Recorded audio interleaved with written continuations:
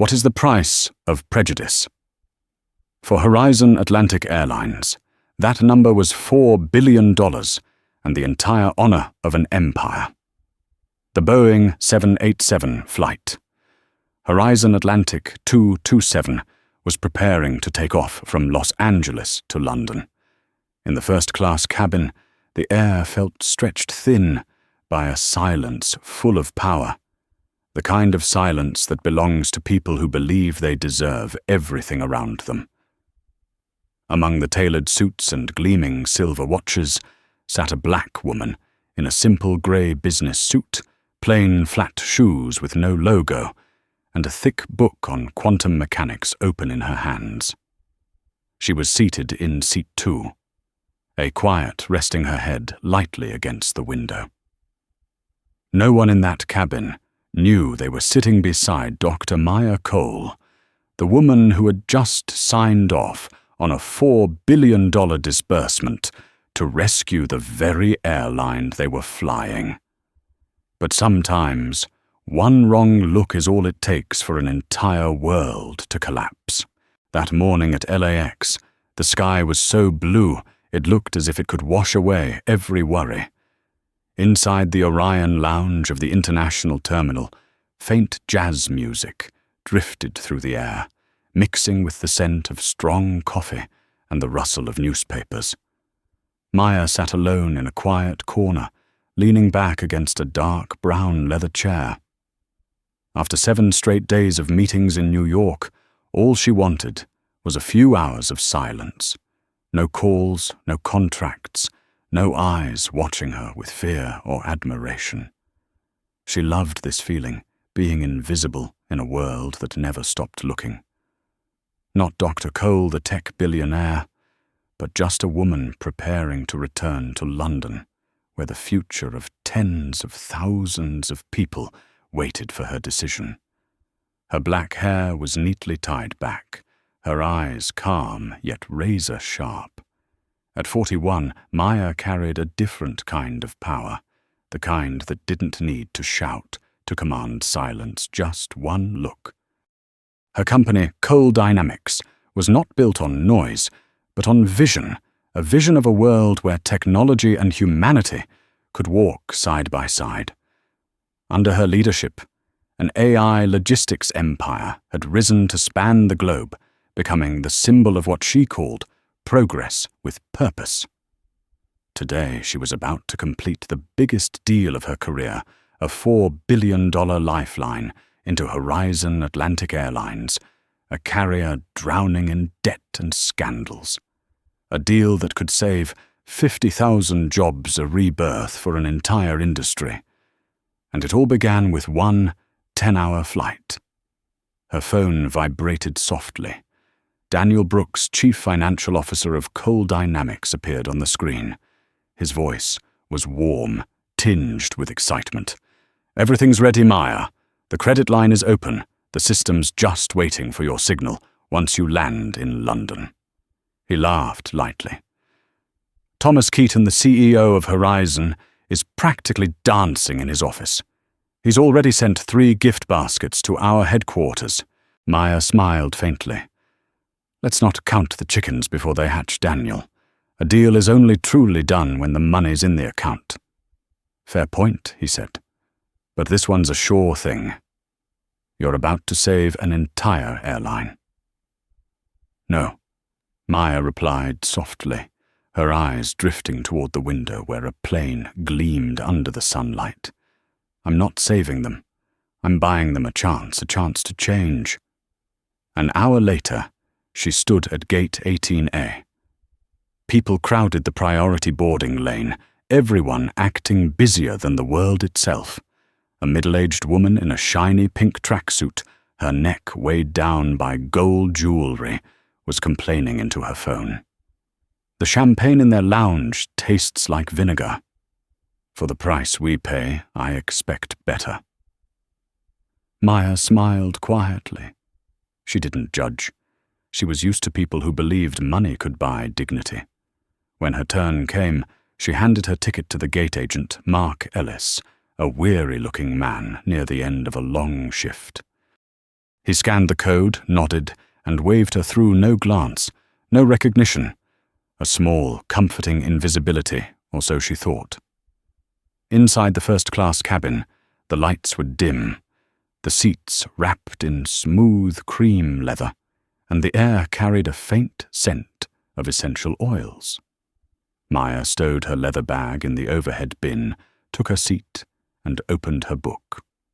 Across from her, a man was talking loudly on the phone about stocks. The young woman in the row ahead kept taking selfies, the camera flash reflecting off her glass of wine. Maya inhaled deeply. This was her favorite part of business travel, the quiet between movements, a stillness between two corporate storms. She had no idea that in just 20 minutes, everything would explode. One privileged passenger would look at her, and in that look, $4 billion would slip from Horizon Atlantic's hands. Over the cabin, speakers came the familiar announcement, "Ladies and gentlemen, please fasten your seatbelts. Flight Horizon Atlantic 227 will be departing shortly." Maya closed her eyes. A fleeting sense of peace slipped into her heart, a calm pause between two drum beats. She didn't know that outside the window, the universe had already prepared a merciless test for patience, for pride, and for the true meaning of respect. Beyond the glass, sunlight flashed across the airplane's wing like the edge of a blade. Maya Cole sat still, her hands resting on the open book. She hadn't turned to the next page. In the skies, thousands of planes take off every day. But on this day, only one carried a story the world would remember for years, the story of a woman underestimated for her appearance, and of a system that paid for it with its very life. The flight had not yet left the ground, but destiny had already taken off. Morning sunlight poured over Los Angeles, sliding across the glass walls of skyscrapers, as if the city were forged from metal and dreams. Among thousands rushing through the streets, one woman walked slowly, not because she had time to spare, but because she had learned how to control her breath, even in moments that could change everything. Dr. Maya Cole, 41 years old, the woman Wall Street called by 3 words, the silent architect, the one who rebuilt an entire industry using silence as her blueprint. From childhood, Maya lived in contradiction, a black girl in a Chicago suburb, where people believed that dreams too big only led to disappointment.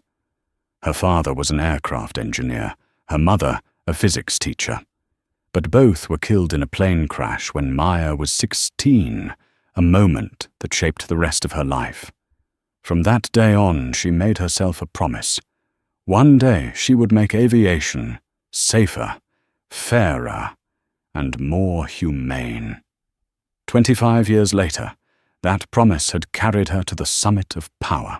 At the 57th floor of her San Francisco headquarters, Cole Dynamics ran like a kingdom of perfect order. There were no raised voices, no displays of ego, only intelligence, dedication, and a philosophy carved into the wall. We don't trade the future for profit. We invest in the future to make it worth living.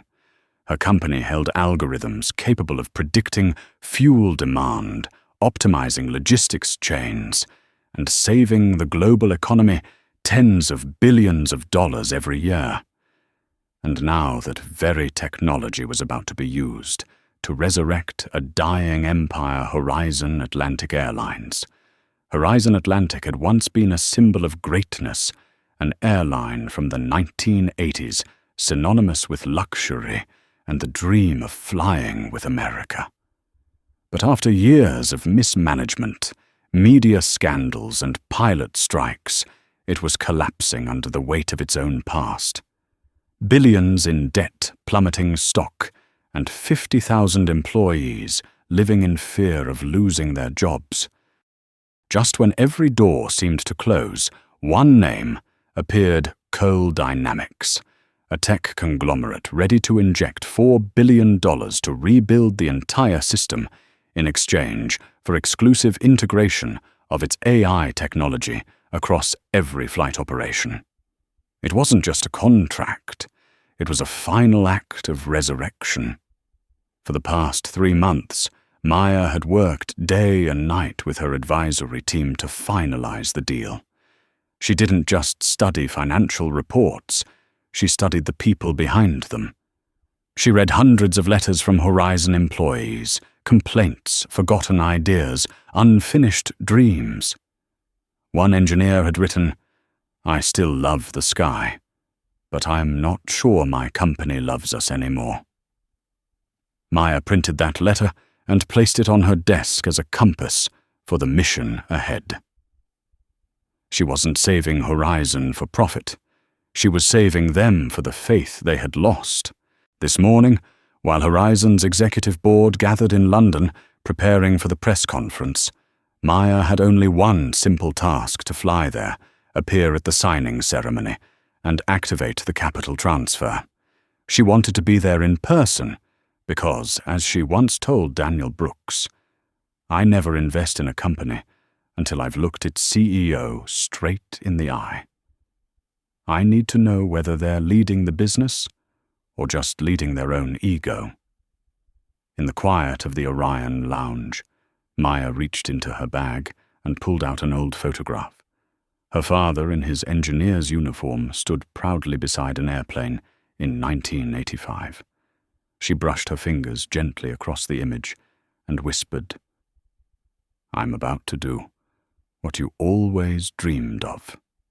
Then she put the photo away and opened her laptop. On the screen was an email from Thomas Keaton, CEO of Horizon Atlantic. "We are honored to welcome you, Dr. Cole. This partnership will change everything." Maya smiled faintly. She knew everything would indeed change, but no one could imagine how. She checked her watch. It was 10:45 in the morning. Flight HA 227 to London would depart at 11:30. She adjusted her collar, and looked into the mirror.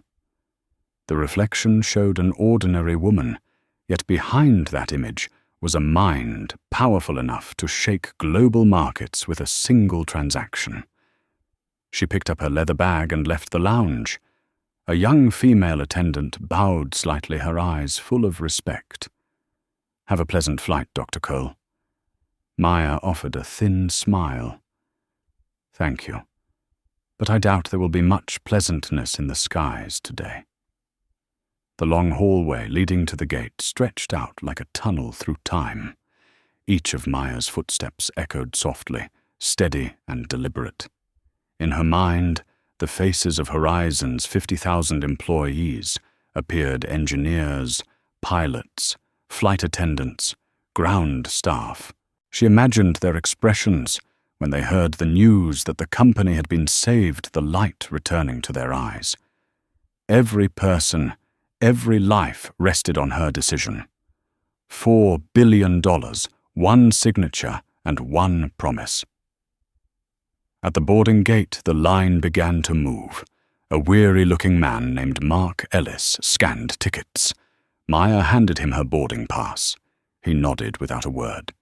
Perhaps that small, indifferent gesture was the first sign of what was coming, a chain of actions born from thoughtless prejudice, powerful enough to set an empire on fire.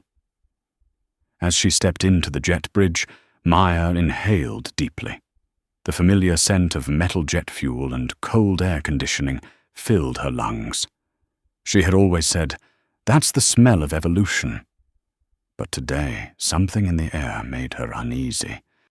She didn't know that within minutes, in this very first-class cabin, a woman would call her sweetheart, a flight attendant would treat her as a problem to solve, and an entire airline would lose its future simply because it failed to recognize who was sitting in seat 2A.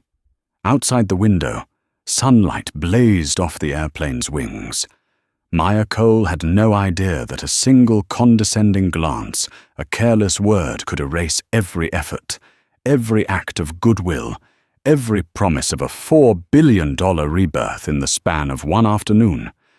But that was still 30 minutes away. For now, she still believed in the good in people. She still believed that when given a chance, people would know how to cherish it. She did not yet know that sometimes prejudice kills miracles before they ever have a chance to begin. The announcement echoed through the terminal, Horizon Atlantic 227 to London is now boarding. The first-class passengers began to line up, dark suits, gleaming Swiss watches, polished leather shoes, each wearing the expression of someone who believed the world revolved around them. And among them was Maya Cole, dressed in a simple grey suit, flat shoes, and a calm gaze. No one knew she was the woman holding $4 billion, the only lifeline that could save the airline they were about to board. The jet bridge was a long silver tunnel, cold and sterile, the fluorescent lights reflecting off the steel walls, stretching the passengers' shadows like invisible strings. Maya inhaled deeply. The familiar scent of the airport metal jet fuel recycled air made her smile faintly. The smell of motion she once told Daniel, and of opportunities waiting to take off. As she stepped into the first-class cabin, she could feel the shift in atmosphere. Everything here was designed to separate hand-stitched cream leather seats, polished wooden panels, soft golden lights that made anyone sitting there feel just a little more important than the rest of the world. A floating bubble of luxury where people believed money could buy respect. Maya found her seat 2A by the window. She placed her leather bag in the overhead compartment, carefully adjusted the thick book in her hand, Quantum Principles of Modern Systems, and sat down. The seat was soft, carrying the faint scent of new leather. Around her, other passengers were settling in. Across the aisle, a businessman barked into his phone. "No, sell all those shares, I don't care. I'm not flying 10 hours just to lose money." In front of her, a young couple giggled, raising their glasses of wine for a selfie. To London, baby Maya ignored them. She opened her book and returned to the page she had been reading, her eyes moving steadily across the lines. She loved this feeling, disappearing from the world of power, becoming just another person among those who thought they were extraordinary. Then a woman's voice cut through the calm, sharp, high-pitched, edged with irritation. "Oh my God, these overhead bins are so small. How do they expect me to fit my luggage in here?" The voice was followed by a strong wave of perfume and the jingling of gold necklaces clinking together. Linda Crawford, the woman in the pink metallic tracksuit from the lounge, was struggling with her oversized rhinestone-covered suitcase. She tried to shove it into the bin above seat 2B, then turned toward 2A, where Maya sat. Linda's eyes swept over Maya like an X-ray, scanning, judging, and concluding in less than a second. A plain grey suit, flat shoes, neatly braided hair, no diamond ring, no Chanel bag. Linda froze for a moment. Her expression shifted from surprise to annoyance, and finally into polite disdain, masked as a smile. "Excuse me," Linda said, her voice high and saccharine. "I think you're sitting in the wrong seat." Maya looked up gently, marking her page with a finger. "I'm sorry," she asked calmly. "This seat," Linda raised her ticket, pointing to the printed number 2, Bert. "The seat beside her is my husband's, and this row is ours. I believe there's been some mistake. Would you mind checking your ticket again?" Maya glanced at the row, then at the boarding pass on her phone. 2A. "There's no mistake," she said, with a quiet smile. "This is my seat." Linda chuckled softly, lowering her voice as if speaking to a lost child. "Sweetheart, I think you're in the wrong place. First class is here, economy is back there." The words carried just loud enough for others to hear. Heads began to turn. The air in the cabin changed. Maya remained composed, her voice steady and measured. "I know exactly where I am, Mom, and my seat is 2A. Linda blinked, visibly shocked. She wasn't used to being challenged, especially not by someone she thought didn't belong in her world. She scoffed lightly, then turned and called out loudly to her husband, who was just approaching. "Greg, you got here just in time. This lady's sitting in our row." Greg Crawford looked calmer, but the flicker in his eyes carried the same disdain. "I think there's a mix-up," he said. 2A is mine." Maya closed her book, picked up her phone, and showed her boarding pass. The name was clear, Maya Cole, seat 2A. But Linda didn't even look. She crossed her arms, tilted her head, and said in that same sugary tone, "Must be a system error. They rarely double-check tickets bought with reward points." The words hit like a blade. No one spoke, but everyone understood. A black woman, dressed simply sitting in first class, must have been luck or an upgrade. Maya felt her chest tighten, a cold weight spreading under her skin. She had seen this before. In restaurants, when the waiter handed the check to the man beside her. At conferences when people called her assistant, even though she was the keynote speaker. And every time she chose silence, not out of weakness, but to preserve her dignity. She smiled faintly and said softly, "I'm sure the flight attendant can help you confirm." Linda immediately raised her hand, gesturing as though summoning a servant. "Excuse me, flight attendant." A young man approached, his hair slicked back, smile tense, name tag gleaming, Tyler Barnes. "Yes, Mom, someone's sitting in my husband's seat," Linda declared dramatically. "I tried to explain, but she refuses to move. She won't show her ticket, and she's being rather uncooperative." Tyler's eyes flicked between the two women. On one side, Linda White's well-dressed voice, trembling with feigned distress. On the other, Maya Brown skin, calm eyes, composed but firm. For a moment, Tyler seemed unsure whom to believe, but habit, that quiet reflex of bias, pulled him in one direction. "Ma'am," he said to Maya, polite but commanding, "may I see your boarding pass, please?" Maya held up her phone. The ticket was clear, seat 2A. He glanced at it, blinked, then nodded slowly. But instead of apologizing, he said, "There must be a minor system error. I'll double-check with the office. Please stay seated and don't escalate the situation." Maya drew in a breath. She knew his kind people who would rather be wrong than admit they were biased. She turned her gaze to the window, sunlight glinting across her face, her eyes sharpening like steel. "Very well," she said quietly. "I'll wait." Linda turned away, a smug smile on her lips. Greg unfolded his newspaper, satisfied. Tyler walked briskly back toward the galley, unaware that this small choice to trust the illusion instead of the truth had just triggered a domino effect that would bring an entire airline to its knees. Maya reopened her book, but she didn't read. The pages trembled softly with her breath. She wasn't angry. She was sad. Sad that even in first class, where status was supposed to erase blindness, ignorance still ruled, just hidden behind a polished mask. She closed her eyes for a moment, listening to the engines begin to hum outside. She didn't know that minutes later, those engines would be drowned out by shouting accusations, and finally the sound of the cabin door unlocking as security stepped in. A storm was forming, born from a seat, from a glance, from a prejudice so small it seemed insignificant, yet powerful enough to destroy a $4 billion empire.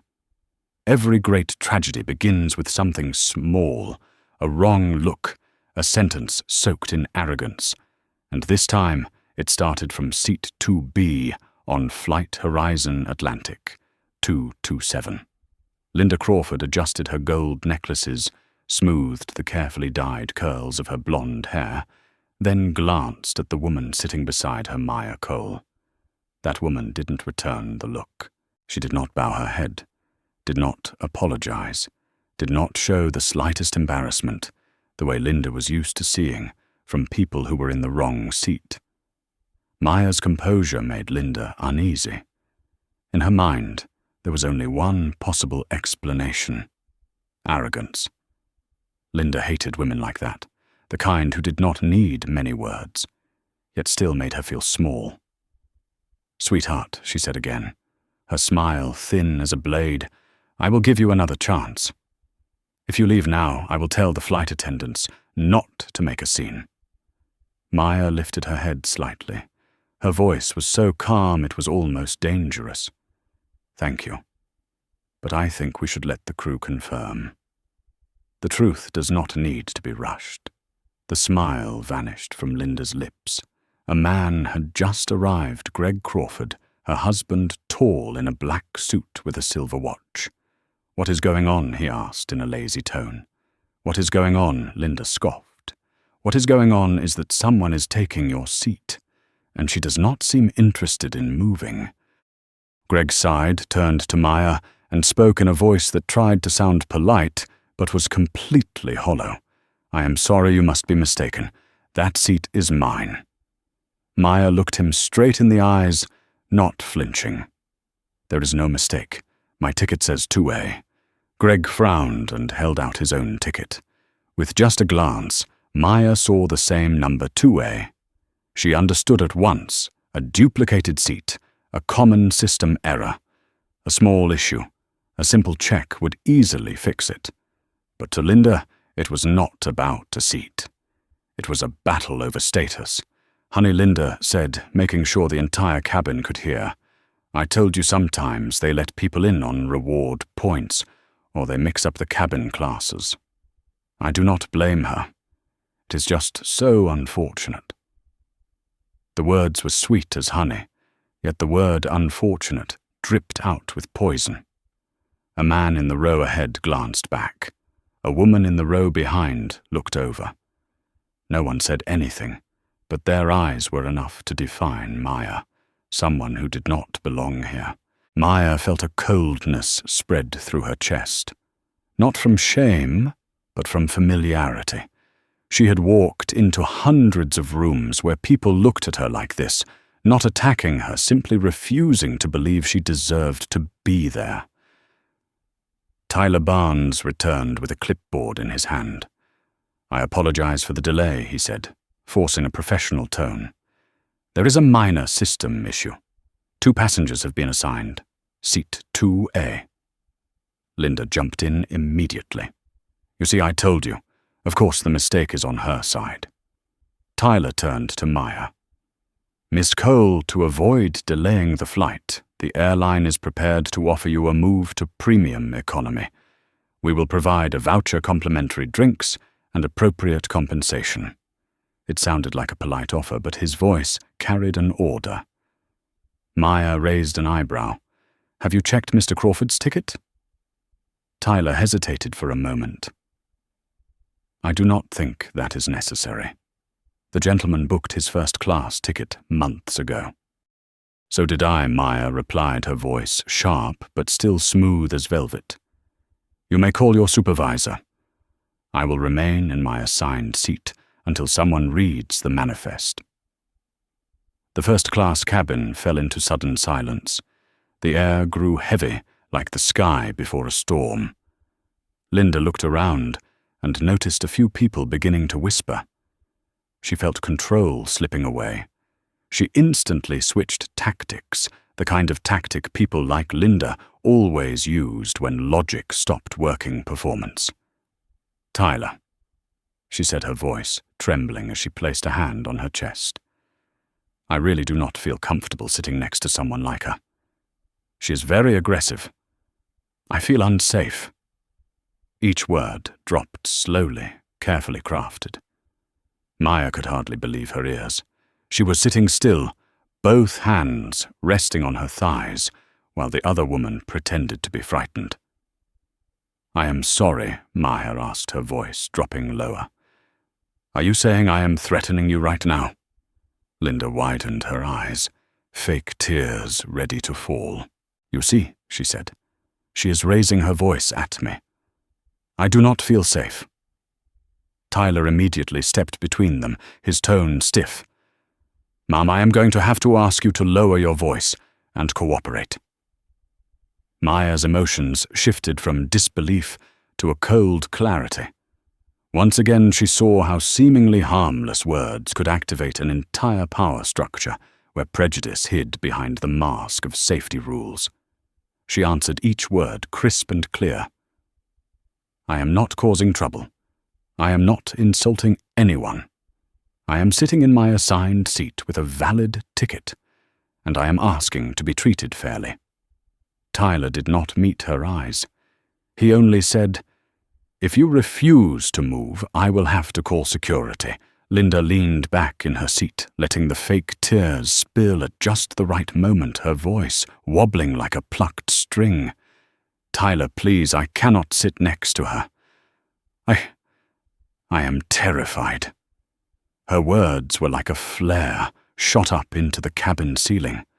The whole section filled with murmurs. What is happening? Is there a disruptive passenger?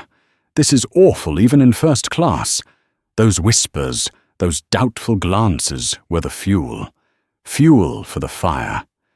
Linda Crawford had carelessly or deliberately lit a fire that would burn down a $4 billion empire she did not even know existed.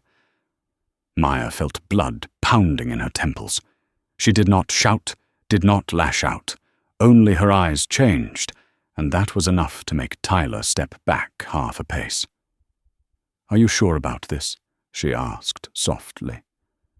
You are going to call security to drag a quiet passenger off this plane just because another woman says she feels afraid? Tyler swallowed hard. One brief second of hesitation, but Linda quickly cut in her voice, rising. Yes, I feel threatened. I did not pay thousands of dollars to be treated like this.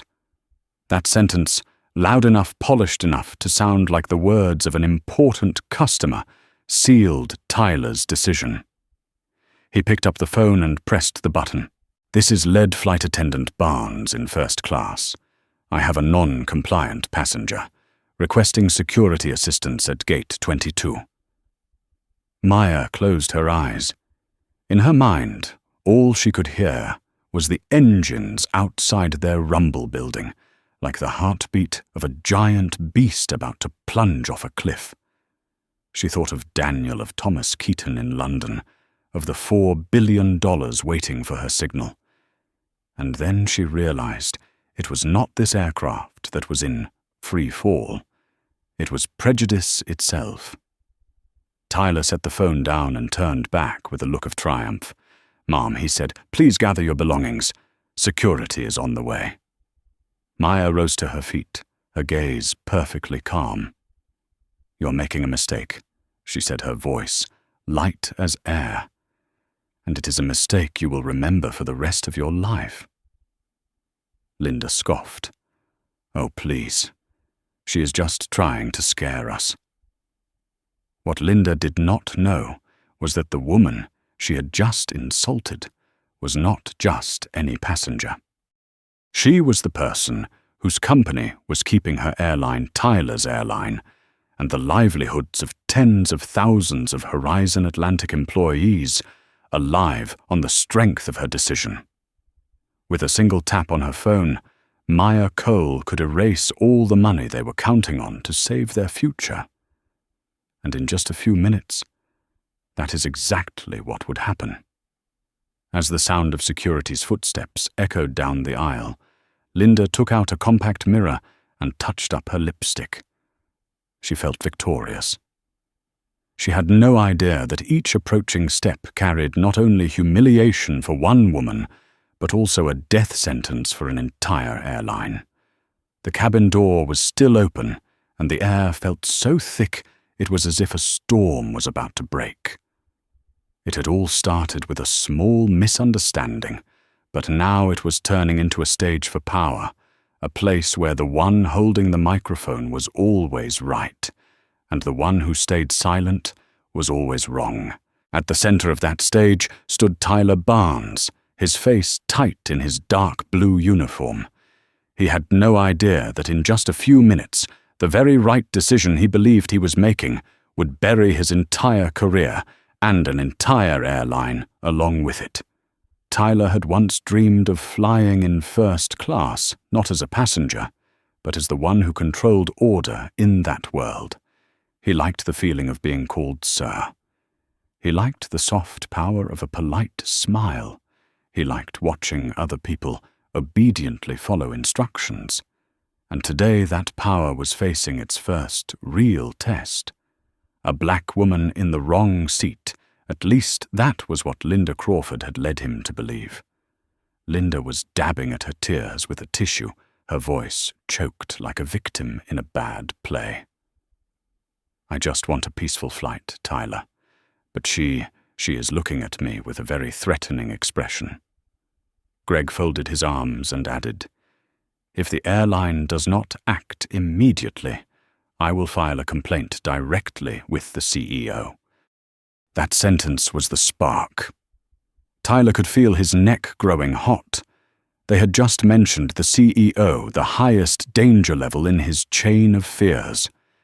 He turned to Maya, his voice trying to sound calm, but weighed down with authority. "Ma'am, in order to avoid disrupting the flight, the airline is prepared to offer you a seat in premium economy with full amenities. We will also add a voucher worth $400 for this inconvenience." It sounded like a civilized offer, but his tone was a command, wrapped in sugar. Maya tilted her head slightly. Light caught her cheekbone and made her features tighten for a moment, not from anger, but from a deep disappointment.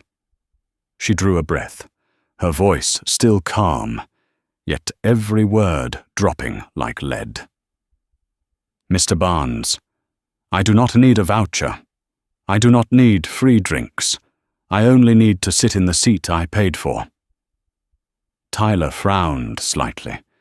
He was not used to passengers who said no. He looked around and saw eyes fixed on them, a few people recording on their phones, others simply watching as if it were a play. "Ma'am," he said slowly, "the airline only wants to resolve this quickly, so the flight is not delayed. You are creating unnecessary tension." Those words, unnecessary tension, landed like a silent verdict. In that moment, Maya understood that he no longer saw her as a passenger, but as a problem. She answered, her voice still soft, but perfectly clear. "The tension did not start with me, Mr. Barnes. It started with the person you chose to believe." Color rose briefly in Tyler's face. Linda jumped in at once, like someone pouring gasoline on a flame. "He does not need to argue with you, Tyler. Call security. She is clearly being defiant." Defiant, Maya repeated, raising an eyebrow, her voice low. "I am sitting quietly in my own seat." If that is defiance, then perhaps the airline's definition of a cooperative passenger needs to be reviewed. The air seemed to explode in silence. Tyler turned away and pressed the button on his radio, his voice cracking with tension. "Barnes in first class. I have a non-compliant passenger. I may need assistance." A curt "Roger" that crackled back through the speaker. Linda leaned back, satisfied, adjusting her necklace. Greg folded his newspaper and murmured to his wife, "You see, just let them handle it. It is nothing." But in the row behind a young Indian passenger watched the scene with visible unease. He opened his mouth to say something, then closed it again. No one wanted to step in, not when the person being treated badly did not share the majority's skin color. Tyler turned back. His eyes now carried a look of seriousness, the kind of seriousness worn by someone convinced he was protecting order. "Miss Cole, I am asking you to cooperate. You are making other passengers feel unsafe. Maya narrowed her eyes. I have not done anything. Ma'am, they say you raised your voice. Did you hear me raise my voice? Her question cut through his excuses like a blade. Tyler did not answer. She looked straight at him, her voice dropping to a chill that made people shiver. You are watching a white woman pretend to be afraid, and you choose to believe her? No evidence, no reason, only because you think I look like someone who might cause trouble. Tyler tried to smile. You are misunderstanding. No, Maya cut him off. I am stating the truth. And you are the one who is afraid of that truth. The first-class cabin fell utterly silent. Outside, the engines throbbed like the heartbeat of a giant beast. Linda slapped her hand on the table. Tyler, call security right now. I cannot take this anymore. She is threatening me. No one is threatening you. Mrs. Crawford, Maya replied, without even turning. Linda lifted her hand, high like an actress on stage. Do you see Tyler? She is being aggressive toward me. Tyler exhaled hard. Truth and performance were fighting inside his head. In the end, he chose the easy path, the same path so many before him had taken to trust the tears of privilege over the calm of reason. He picked up the radio and spoke with finality, requesting immediate security support at Gate 22. One non-compliant passenger showing signs of disruptive behavior. His voice rang out like a sentence passed. Maya closed her eyes, not out of fear, but because it was almost absurd. $4 billion rested in her hands, and these people had no idea that with a single line of text she could take it all away. She sighed and said quietly, You have just lost something far bigger than a first-class seat, Mr. Barnes. Tyler frowned. I am following procedure. No, Maya opened her eyes, her gaze cutting through him, her voice like shattered steel. You are following your fear. A single second of stillness passed. Then the sound of heavy shoes rang out in the corridor. Two figures appeared at the cabin door, Officer Hank Doyle and Evan Reyes. They wore grey security jackets and bright silver belts, their faces expressionless. What is going on here? Doyle asked, his voice low and blunt. Tyler hurried forward and pointed toward Maya. She is refusing to cooperate, refusing to leave her seat, causing trouble for other passengers. Linda rushed in. That is right. I tried to be polite, but she scared me. I am truly afraid for my safety. Evan looked over at Maya, the woman sitting calmly with her hands on her thighs, her gaze steady. He asked, doubt in his voice. Doyle nodded. On an aircraft, the crew's word is law. Tyler stepped back, giving the officers room.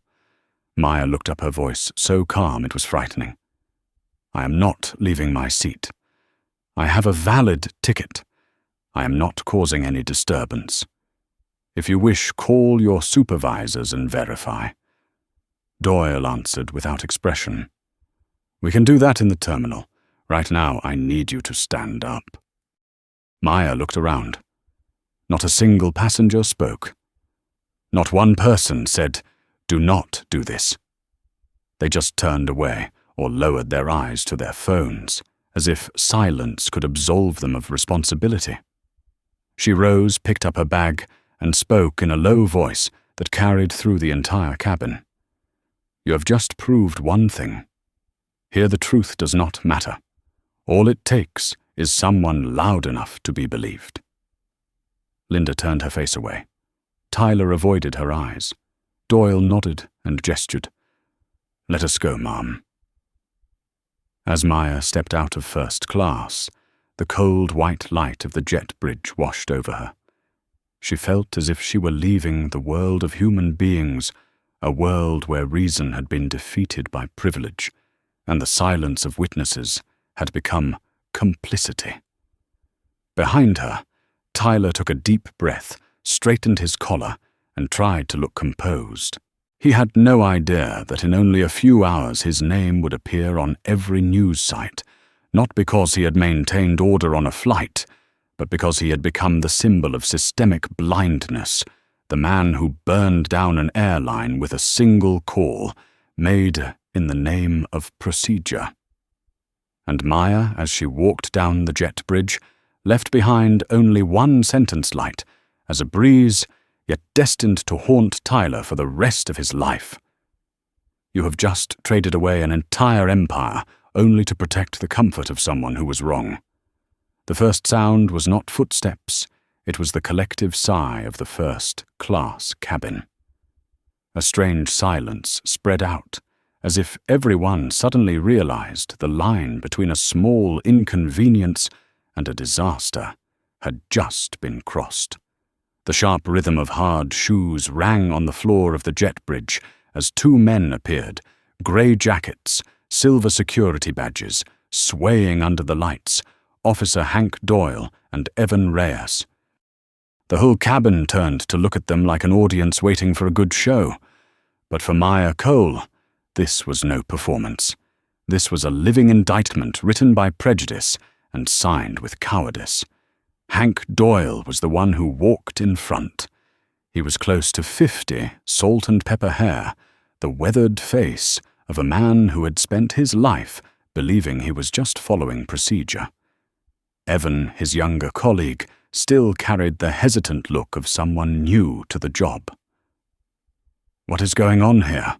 Doyle asked, his voice dry and hard. Tyler Barnes hurried forward, his voice shaky but straining for professionalism. "This passenger is refusing to follow crew instructions, refusing to move, and creating tension for other passengers." The words "this passenger" landed like an invisible knife, cutting Maya's name away in one stroke. No more Dr. Cole. No more CEO. Just this passenger.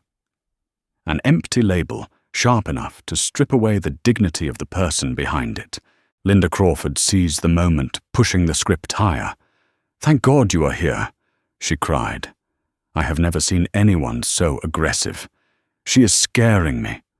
Her voice was just loud enough for the rows behind to hear. A young man pulled out his phone. A soft click sounded. The camera began recording. Maya did not look at Linda, and she did not look at Tyler. She stared straight at the two officers in front of her, her voice so calm, it was unsettling. "You want me to leave the plane?" "Before I do that, I want to know the official reason." Doyle shrugged and answered flatly. "The crew has full authority to decide. If they ask a passenger to leave, we are required to enforce it." "Even when that request is wrong?" Maya asked. "We follow procedure," Doyle replied without a flicker of emotion. "We do not argue about right or wrong. We make sure everyone is safe." Maya pressed her lips together and felt her heart beat slow. Safe, such a beautiful word, and so cruel when it is used as a weapon. She understood this was no longer about a seat. This was a small portrait of an entire system where those in power chose the kind of safe that meant staying silent in the face of injustice. Linda started crying again.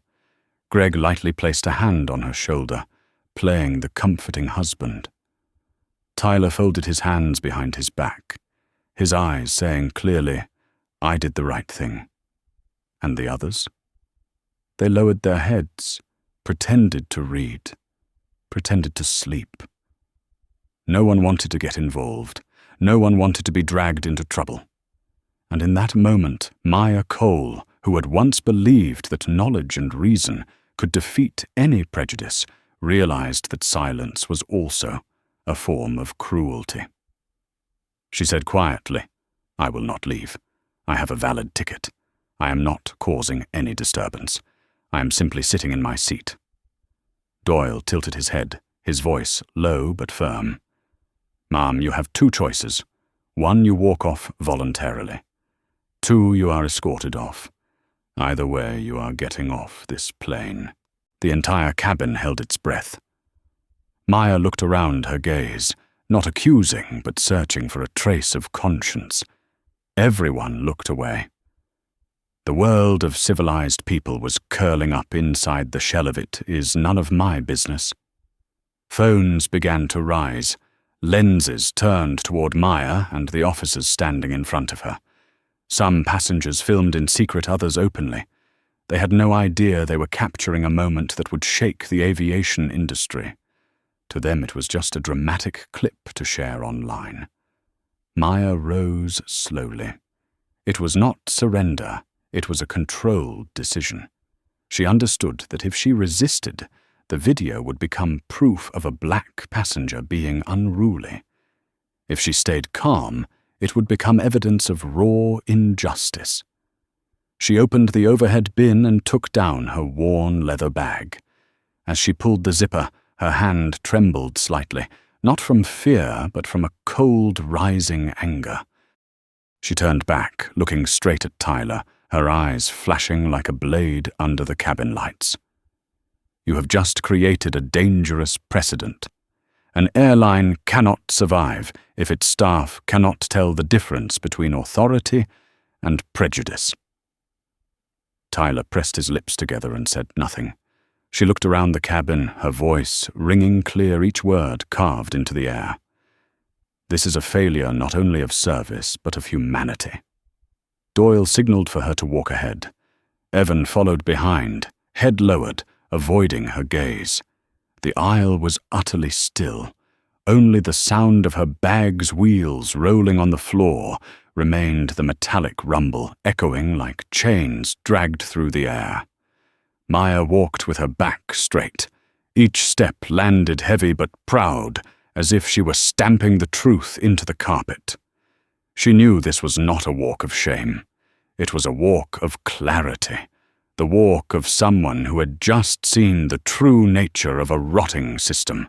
As she passed the first row, a middle-aged woman whispered softly, "I am sorry." Maya turned slightly and nodded. "Do not apologize to me. Say that when you see someone else treated the way I was." The woman lowered her head, tears falling. Maya stepped through the cabin door. A cold gust from the jet bridge hit her face. Harsh white light poured over her, bright and empty. Behind her, someone started clapping. 1, then 2, then a few more. The sound spread applause for the release, for the feeling that the problem had been removed. To them, Maya Cole was nothing more than a nuisance cleared out of their luxurious space. But in her mind, one thought echoed clearer than ever. They have just removed their own savior. As she stepped out onto the jet bridge, Maya glanced through a small window. The aircraft gleamed in the fading afternoon light. She could see the words, Horizon Atlantic painted, bold on the metal skin, shiny proud, and about to become a monument to ignorance. The 2 officers walked ahead without looking back. They led her to the gate counter where Mark Ellis was on duty. Mark saw them, froze for a second, then asked quietly. Another incident. Doyle handed over a form. Passenger removed from flight for failure to comply with crew instructions. "Got it," Mark replied, his voice hollow. "I will take it from here." As the 2 officers walked away, Maya watched their grey silhouettes fade into the harsh white of the concourse. None of the 3 men knew they had just ended a $4 billion deal the entire company was waiting for on the other side of the Atlantic. Mark tapped on his keyboard and said in a flat tone, "We will cancel your ticket. You can contact customer service." Maya said nothing. Then, in that suffocating stillness, she spoke slowly. "Mr. Ellis, what happened today is not just a system error. It is the failure of an entire culture, one where people choose to trust privilege over truth." Mark avoided her eyes. "I am just doing my job." And that, Maya replied softly, is exactly the problem. Then she walked away. She found a quiet corner by the large windows. Outside Flight 227 still sat at the gate, preparing to push back. She took out her phone, the screen lighting up with dozens of messages. Daniel Brooks. Thomas Keaton. The Horizon Atlantic Public Relations team, all of them waiting for her to land so they could start the signing ceremony. She drew in a long breath. The sting of humiliation in her chest cooled, replaced by something else, cold, sharp, and clear as steel. If they wanted to treat her as a problem, then she would become the problem they would never forget. She pressed the first number in her contacts. Daniel's voice came through. "Maya, where are you? How is the flight?" Maya stared out through the glass at the aircraft beginning to roll away from the gate and said slowly, "They pulled me out of first class." Daniel, and now it is my turn to pull them out of the market. That afternoon, Los Angeles Airport burned bright like a half-finished dream gone up in flames. At Gate 22, where streams of people still hurried past, Maya Cole sat alone in silence. In the glass in front of her, her reflection overlapped with the image of a Boeing 787 Horizon Atlantic Flight 227 slowly rolling out toward the runway. In the palm of her hand, her phone vibrated non-stop. Dozens of messages, emails, the press schedule in London, and countless early congratulations that now sounded like mockery. Maya did not open a single one. Instead, she stared straight at that aircraft, the place where just minutes ago they had pushed her out of her own seat and applauded while she was humiliated. It seemed like a small moment, but in her mind, it spread like an oil stain. She no longer saw just an airplane. She saw an entire system, a chain of links held together by arrogance, fear, and indifference. Her phone buzzed again. The name on the screen, Daniel Brooks. She swiped to answer. His voice came through warm and rushed. "Maya, where are you? I just saw that HA 227 has departed. Do not tell me you missed the flight." Maya's lips curled into something between a smile and a bitter line. "I didn't miss the flight, Daniel. They removed me from it." On the other end, there was a beat of silence. "Removed you? Why, because I was sitting in my own seat," Maya said, her voice steady, cold, and tired. "Because a white woman decided I did not belong there. Because a flight attendant believed her. Because a security officer believed the flight attendant. And because an entire airline chose to believe prejudice instead of truth." Daniel drew in a long breath. He had known Maya for more than 10 years, but he had never heard her speak with a flatness this frightening. He asked quietly, "Are you hurt, no?" Maya replied, "I am just awake." She stood and walked to a row of empty seats facing the runway. The evening light washed the sky in orange and red, reflecting off the fuselage where the words Horizon Atlantic glowed like a cruel joke. "Daniel," she said slowly, "do you remember when I told you I never invest in a place where the culture is rotten?" "I remember," he answered, a hint of worry in his tone. "This," she said, "is the perfect example." "Wait, Maya," he cut in, "are you talking about—" "Yes." Her voice shifted, turning cold, resolute, sharp as a surgeon's blade. "Kill it." Daniel went quiet, as if his ears had betrayed him. "What did you say? Cancel the entire deal, stop all transfers, pull the credit line, end the partnership." "Maya," he burst out, "do you realize what that means? They are waiting for the press conference in London. The entire market is expecting this news. A withdrawal like that will push them into bankruptcy," she finished. "I know." Daniel's voice grew urgent. "But we already signed the preliminary agreement. If we pull out now, The market will see us as unstable. The shareholders will question us. The media will. The media will have their story, Maya said, turning her back on the window. And I have mine. My story begins in seat 2A. She sat down and opened her laptop. The glow of the screen lit her calm face. Daniel, she said, I want you to send a termination notice immediately to Horizon's chief financial officer. Cite irreconcilable failure in corporate culture and operational integrity. You know I am not speaking lightly. I want the language clear, hard, and expensive. Daniel's fingers flew across the keyboard so fast the laptop nearly shook. And the press, he asked. Leak it, she replied. Wall Street Journal, Bloomberg, Reuters. Nothing official. An anonymous source confirms that Coal Dynamics pulled out of the deal due to cultural issues. Maya, this will trigger a chain reaction. Their stock price will collapse, she interrupted. And they deserve it. She did not raise her voice, but every word sounded like an order etched into steel. On the other end, Daniel sighed. He knew there was no persuading her once her eyes took on that icy look.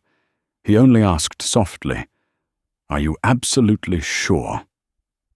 More sure than I have ever been, Maya answered. I offered them a chance to be saved. They chose to throw it away.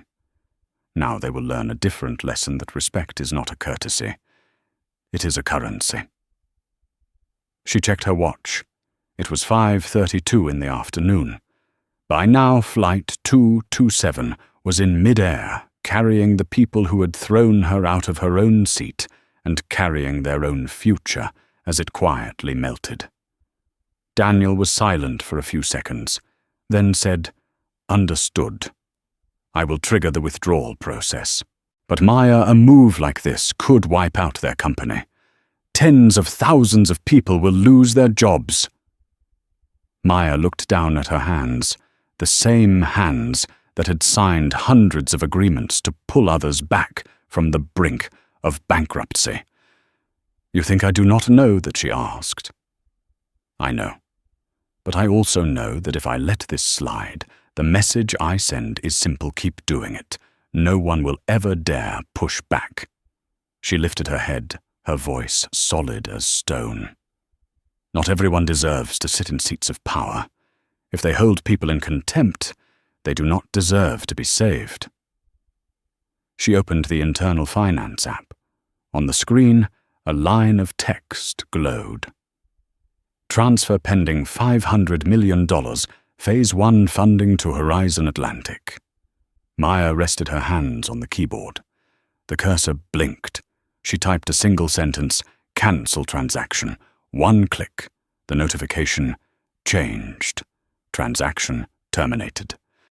In that instant, a part of the global financial world shuddered, and no one in Horizon's operations room in London had any idea that the cause began in a first-class cabin and a single, contemptuous look.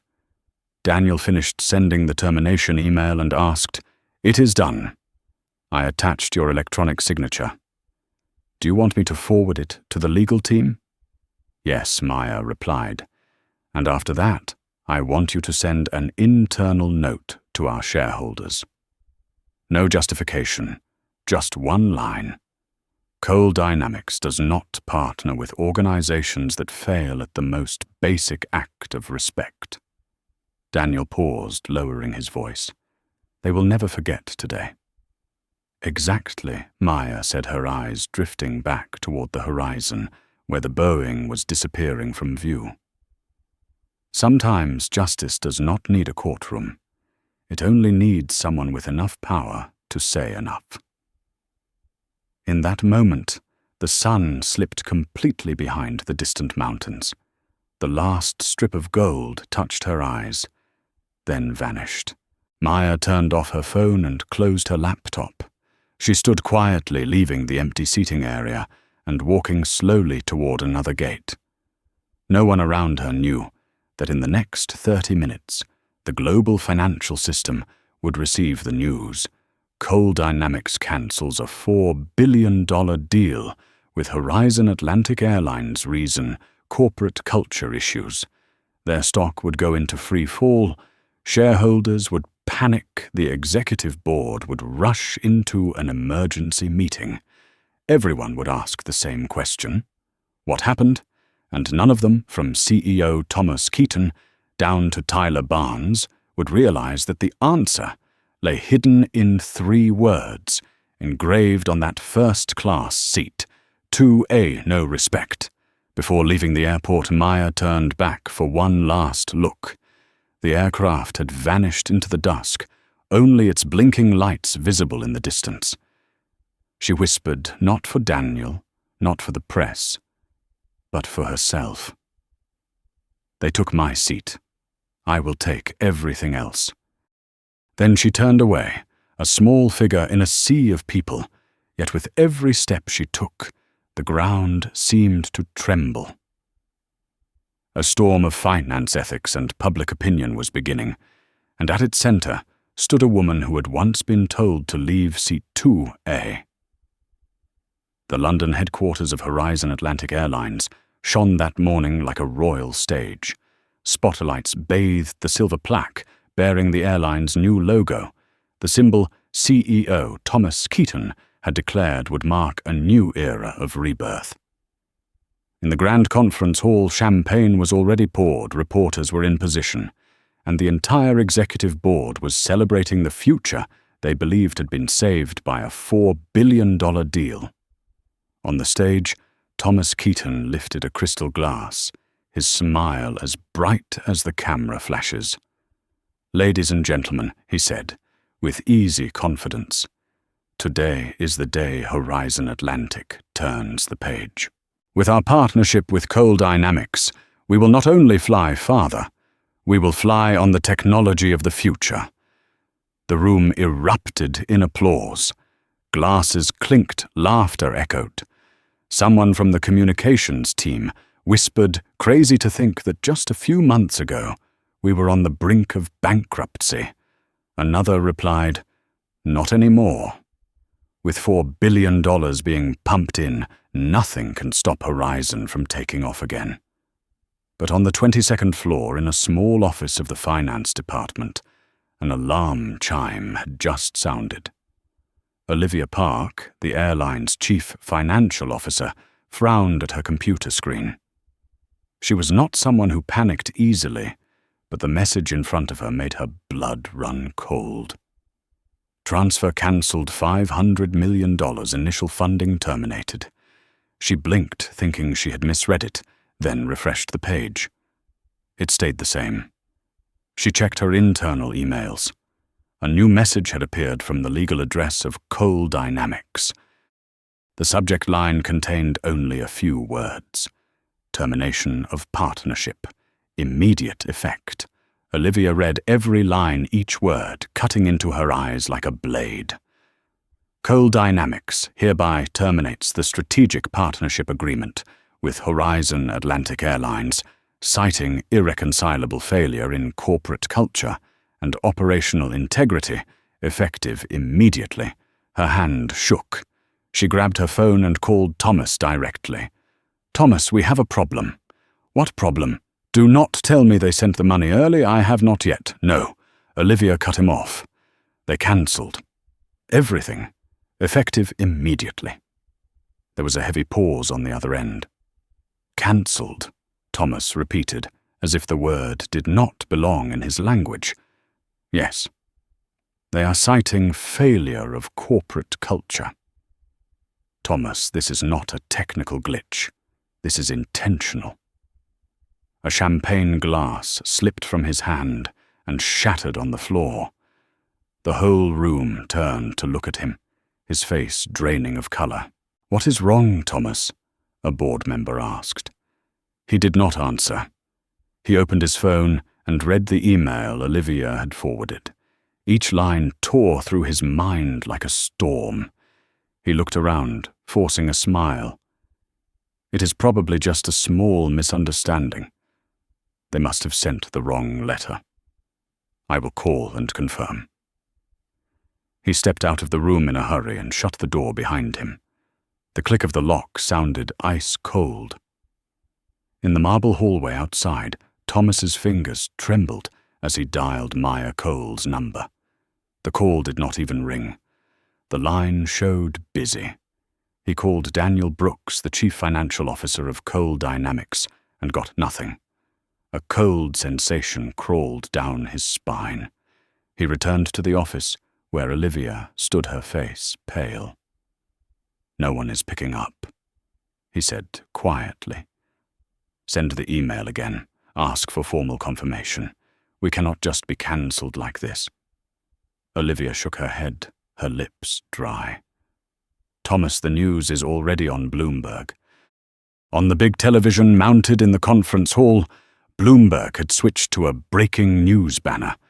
The ticker at the bottom of the screen read, "Cole Dynamics withdraws $4 billion deal with Horizon Atlantic sources, cite corporate culture failure." The room plunged into chaos. Someone threw a glass. Someone cursed. Someone grabbed their phone to call the lawyers. A public relations director shot to her feet. "We need a media response now." Press release. "We say this is all a misunderstanding," another voice shouted back. A misunderstanding of what the stock has already been halted. They all turned toward Thomas, who now stood frozen like a statue in the middle of the disaster he himself had helped create. In Thomas's mind, thousands of questions crashed into one another. Why, what happened? Who did what wrong? Then a thought flashed Maya Cole. He remembered clearly that morning she had flown out of Los Angeles. "She is on the plane," he blurted. "She is on her way here. This is just a systems issue." Olivia glanced down at the report that had just come in from the JFK operations desk. "No, Thomas. She is not on that flight. Not on it, the report says, passenger Maya Cole removed from flight prior to departure."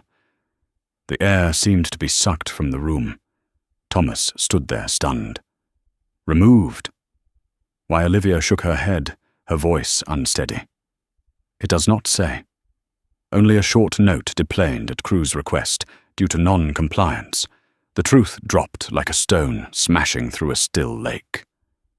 Thomas staggered backward and leaned against the table, whispering, No, this cannot just be a coincidence." Another executive asked Cole, "Is she the one they dragged off the plane?" No one answered, but every pair of eyes turned toward Thomas, then toward the television, where the phrase "corporate culture failure" continued to scroll over and over.